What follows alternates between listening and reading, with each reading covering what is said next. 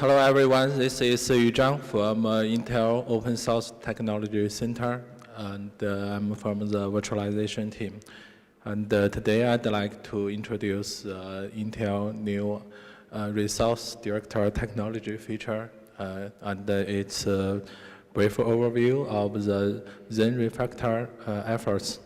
And this speech is given on behalf of my colleague Yi Sun, who has been working on this feature, and he's not here today. Okay. Here is a brief the agenda, and the first is a brief overview of the shared resource contention, and also Intel resource director technology to give us a solution for the resource contention. Also, I'd like to give a performance improvement proof. And next, I'd like to introduce some Intel new RDT features, which is L2 cache allocation technology and the memory bandwidth allocation. Also, last is a brief overview of the Zhang refactor based on the key characteristics of the shared resource allocation features. Okay, here is a figure showing an experiment which is performed years ago in Intel. And as you can see, the horizontal axis is a list of benchmark tools in, I guess, CPU benchmark 2006. And the vertical axis is the performance slowdown compared to running the test cases alone. So this test is performed on a hardware platform which has 4 CPU cores and with last level cache size being 8 megabytes. So you can see in the worst case is Sphinx 3, which is running when it is running with another test case, Leslie 3D. It will cause a performance slowdown to the maximum as 4.5 compared to running the test case alone. So one major reason for this performance impact is due to the shared resource contention.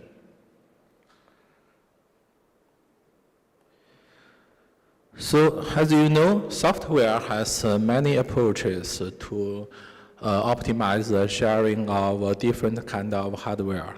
For the physical CPU, we have the real-time scheduler to guarantee the determinism for the high-prioritized application of VM. Or we can pin the CPU for the special prioritized application. And for memory, we can achieve such optimization with cache-aware memory allocation algorithms. And we can also use dedicated memory region for a special requirement.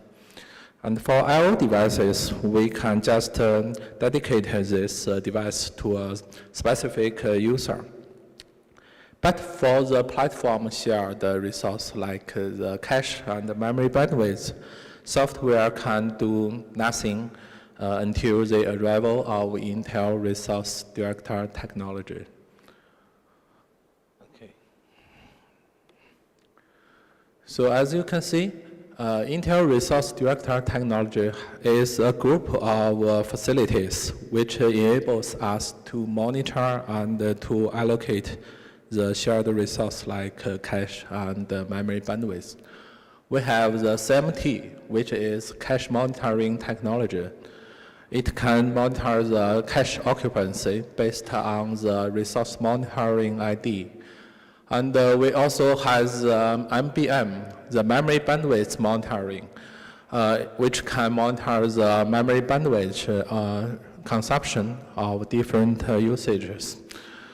Also, we have the L3CAT, which is L3 cache allocation technology, to partition and to isolation and to allocation the different last level caches to different usages. And we can guarantee the high prioritized requirements with comparably more greater size of last level cache, and we can limit the other low prioritized usages to using a shared last level cache with limited resources. And we also have CDP, which is code data prioritization. It can be considered as an extension of the last level cat, L3 cat, by applying separate configurations for the code and for the data. So all these features has already been supported in Zhang.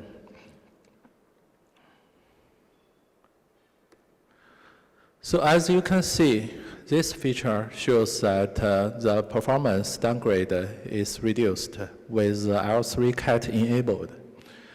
Here in this figure, you can see out of the 8 megabytes of last level cache, 6 megabytes of them is allocated to a high prioritized application. And the remaining 2 megabytes is shared by 3 lower prioritized applications. And you can see here the Sphinx 3 test 2 is its performance downgrade is reduced to 1.5 when it's running together with Leslie 3D, which is previously the downgrade is 4.5 times. And this is a significant improvement. For now, this RDT features has been adopted by many companies like Google and Alibaba. And now Intel is introducing some new RDT features like L2 cat, which is L2 cache allocation technology. It is very similar to the L3 cat in the difference that L2 cat manages the L2 cache, which is shared by different logical processors instead of different cores.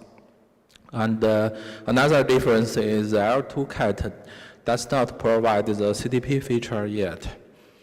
And the L2 cat is to manage the L2 cache allocation based on the class of service. As you know, the processor exposes a group of course ID, which is the identification of a class of service.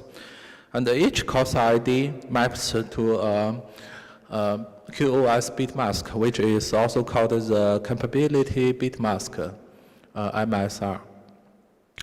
This MSR specifies how much memory cache lines can be allocated to a specific user. And it also specifies how the cache lines are overlapped or shared or separated, isolated between different applications. Okay, next page. Here is memory bandwidth allocation, the MBA.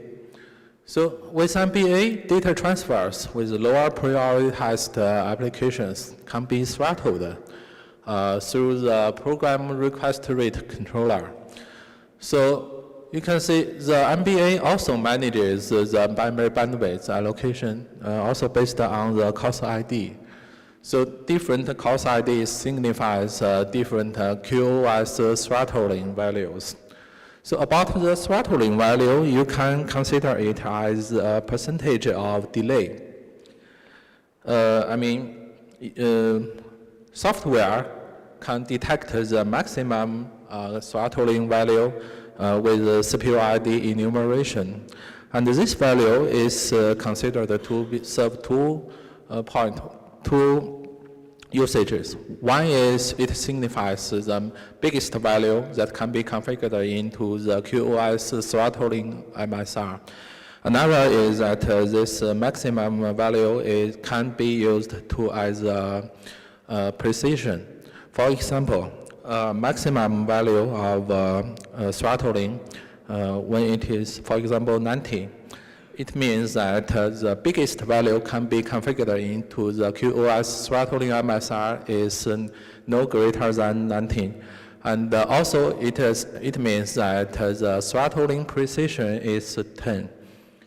So if a throttling MSR is configured, for example, like 50, that means the memory bandwidth should be performed as 50% of the maximum memory bandwidth.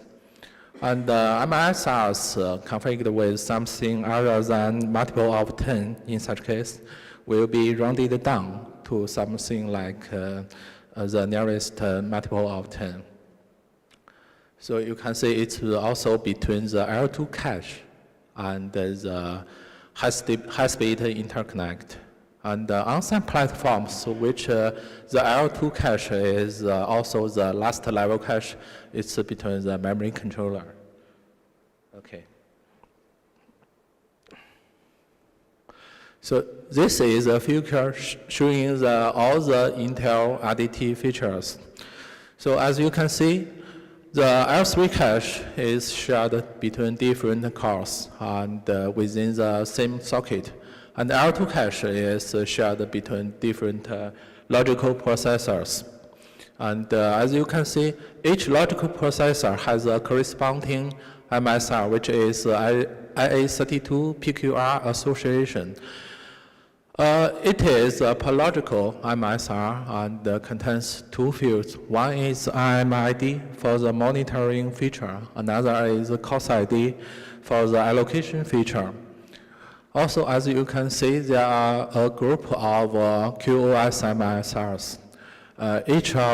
Each group signifies the RDT feature. For example, we have the L3 QoS MSR. We have the L2 QoS MSR. Both of these MSRs are bitmaps, which means how much cache length can be allocated to a specific application. And we also have the QoS throttling MSR. Each MSR is corresponding to a QoS cost ID, and the meaning of it is the percentage of memory bandwidth delay. So each time application or each time a VM is scheduled in, it will be assigned by the hypervisor or by the operating system cost ID. And the PQR association MSR will be updated with the corresponding cost ID. And then all these mask MSRs will take effect. And one thing is that different features of the RDT can take effect simultaneously. And all of these different RDT features share the same cost ID. Although the maximum cost ID value for different RDT feature can differ.